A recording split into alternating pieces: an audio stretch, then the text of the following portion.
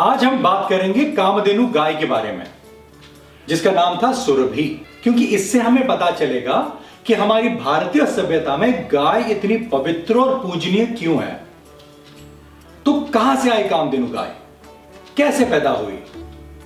हमारे पुराणों में इसके बारे में कहीं उल्लेख है, पर जो दो मेन स्टोरीज हैं, जो दो मेन उल्लेख है, उसमें से जो सबसे पहला, सबसे ज्यादा जिसकी मान्यता है वो आई समुद्र मंथन से। जब देव और असुर इन दोनों ने मिलकर समुद्र मंथन किया तो समुद्र में से बहुत कुछ उपजा। देवी लक्ष्मी, अमृत, हलाहल विष, पारिजात वृक्ष, ऐरावत हाथी, बहुत कुछ। उसमें से एक थी कामधेनु गाय। पुराणों में एक और उल्लेख है कि जब प्रजापति दक्ष ने बहुत ज्यादा अमृत पी ली तो उन्होंने डकार लिया था और उस डकार में से उपजी थी सुरभि।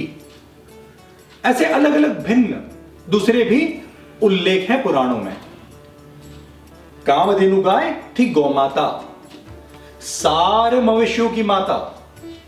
यह कहना गलत हो जाएगा कि सिर्फ भारतीय देसी गाय की माता है वो और बाकी सारे सौतेले हैं, यह अनादर हो जाएगा।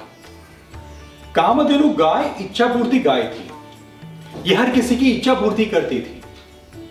यह हर किसी के यहां जाती नहीं थी, हर किसी के यहां रुकते भी नहीं थी। कहते हैं कि समुद्र मंथन के बाद इसे सप्त ऋषियों को दिया गया था। पुराणों में दो बड़े उल्लेख हैं कामधेनु गाय के बारे में। जो पहला है वो कामधेनु गाय थी जमदग्नि के पास, ब्रह्म ऋषि जमदग्नि के पास, जिनके पुत्र थे परशुराम। तो जमदग्नि के पास थी कामधेनु गाय, जिसके सहारे वो अपना पूजा अर्चना किया करते थे, अपनी छोटी मोटी इच्छा मां से मांग के ले लेते थे। सो वहां पे एक बार राजा आए, राजा कार्तवीर्य अर्जुन, जो वहां का बहुत बड़ा, बहुत ही बलशाली राजा था। सहस्त्र भुजाओं वाला, 1000 भुजाओं वाला, बहुत ही ताकतवर। जमदग्नि ने कहा अपनी सारी फौज को प्लीज लेके आओ, मैं आप सबका अतिथि सत्कार करूंगा, आपको भोजन खिलाऊंगा। तो कार्तवीर्य अर्जुन चौंक गए, बोले तुम अकेले ब्राह्मण, गरीब ब्राह्मण जंगल में रहते हो, तुम कैसे खिलाओगे? जमदग्नि ने कहा आओ तो सही। तो इस मां से, इस कामधेनु मां से जमदग्नि ने मांगा और इन सबको 56 भोग कराए। राजा और उसकी फौज बहुत खुश। जब कार्तवीर्य अर्जुन ने पूछा जमदग्नि से कि आपने ये सब कैसे किया, तो जमदग्नि ने कहा कि ये मैं नहीं, ये मेरी मां ने किया। कामधेनु गाय सुरभि मां ने किया। तो कार्तवीर्य अर्जुन ने कहा तुम ब्राह्मण, तुम्हारे पास ये क्या काम की, ये मुझे दे दो, ये मेरे राज्य चलाने में ये मेरे बहुत काम आएगी। जमदग्नि ने कहा कि ये मेरी है ही कि मैं आपको दे दूं, ये तो यहां रुकी हुई है, मैं इसकी सेवा अर्चना करूंगा, प्रार्थना करके इससे मैं लूंगा, आपको मैं कैसे दूं? कार्तवीर्य अर्जुन नहीं माने, वो नाराज हो गए, उन्होंने बलपूर्वक लेके चले गए। जमदग्नि उदास हो गए। जब परशुराम घर आए, उन्होंने देखा कि पिता अब उदास है। जमदग्नि ने कहा मैं क्या करूं? वो राजा आया और बलपूर्वक लेके गया। तब परशुराम क्रोधित हुए और वो गए और वहां शुरू हुआ परशुराम का तांडव। उन्हें कार्तवीर्य अर्जुन और उनकी पूरी सेना को साफ कर दी। बाद में उनके 3 बेटे छुपके से आए और जमदग्नि का वध कर दिया। वो देखे परशुराम और भी बौखला गए, इतने नाराज हुए कि उन्होंने पूरे क्षत्रिय वंश का 21 वंशों का नाश किया। इस गाय की रक्षा के लिए यह सब हुआ। दूसरा जो उल्लेख आता है हमारे पुराणों में वो भी कुछ ऐसा ही है। कामधेनु गाय की बेटी नंदिनी, वो भी कामधेनु गाय, वो थी ब्रह्म ऋषि वशिष्ठ के पास।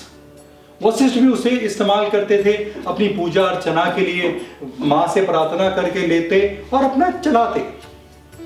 वहां पे आए महाराज कौशिक, जो बाद में चल के बने विश्वामित्र ऋषि, पर उस समय थे वो महाराज कौशिक।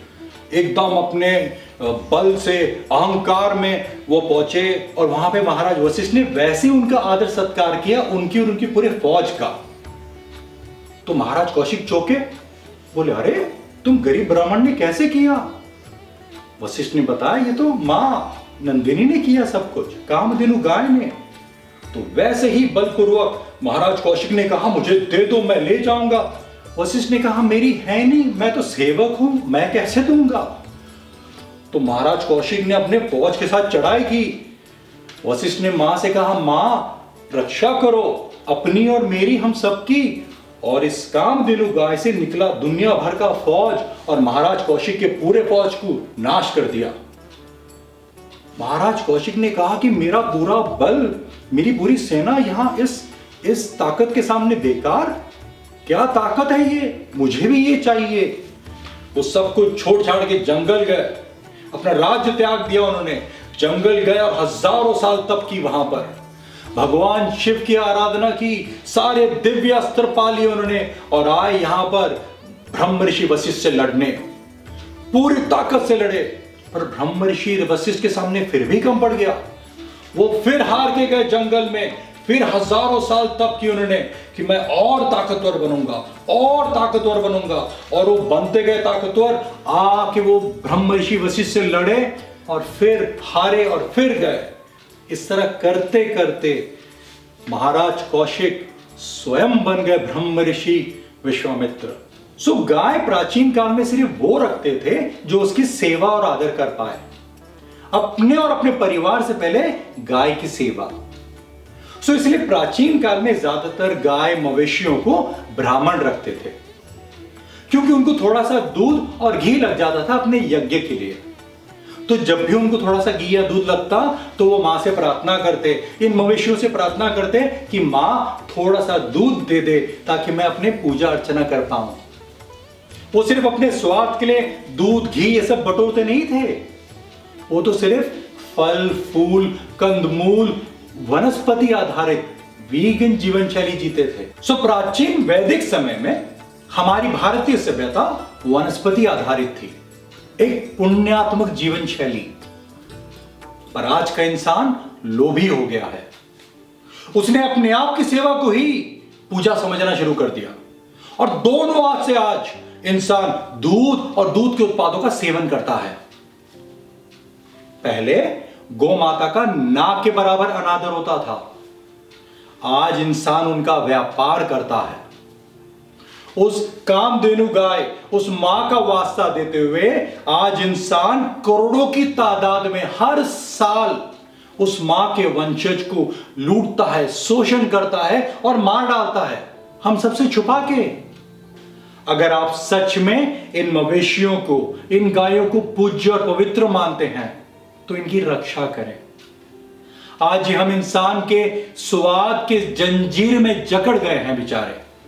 हम इंसान के स्वाद, स्वार्थ और लालच में बुरी तरह से फंस गए हैं। ये आज इंसान दूध और दूध के उत्पादों का सेवन इतना करता है, हर चीज में दूध, कि ये डेयरी जो है ये शोषण का केंद्र बन गया है।